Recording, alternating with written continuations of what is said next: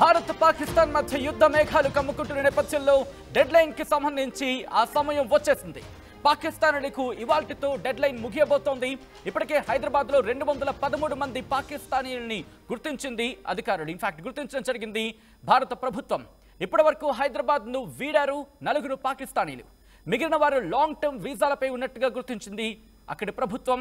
మరి ముఖ్యంగా ప్రభుత్వ అధికారులు గుర్తించిన పరిస్థితి, లాంగ్ టర్మ్ వీసాలు ఉన్న వారికి మినహాయింపిస్తోంది ప్రభుత్వం. సో ఈ సినారియోలో ప్రస్తుతం అక్కడ ఎటువంటి పరిస్థితులు తెలుసుకునే ప్రయత్నం చేద్దాం. మా ప్రతినిధి మధు అప్డేట్స్ అందించేందుకు ప్రస్తుతం హైదరాబాద్ నుంచి, మరి ముఖ్యంగా చార్మినార్ నుంచి సిద్ధంగా ఉన్నారు.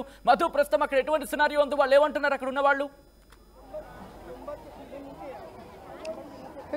అన్ని వీసాలను రద్దు చేస్తూ కేంద్ర ప్రభుత్వం నిర్ణయం తీసుకోవడం జరిగింది. ఎందుకంటే పహల్గామ్ ఉగ్రదాడి తర్వాత జరిగినటువంటి ఉద్రిక్తతల నేపథ్యంలో రద్దు చేస్తూ నిర్ణయం తీసుకున్నారు. అయితే 29 వరకు మెడికల్ వీసా కింద ఉన్నటువంటి వారికి అనుమతి ఇచ్చారు. ఈరోజు 29, ఈ రోజుతోటి గడువు ముగిసింది.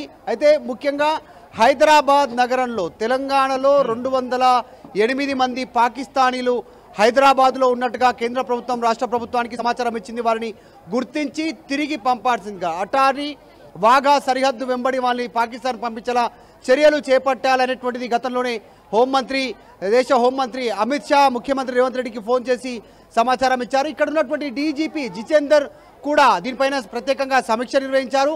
మొత్తం వారందరినీ గుర్తించి పంపించే ప్రయత్నం చేశారు. కేవలం ఒక కుటుంబానికి సంబంధించిన 4 మాత్రమే హైదరాబాద్ వీడి వెళ్లారు పాకిస్తానీలు.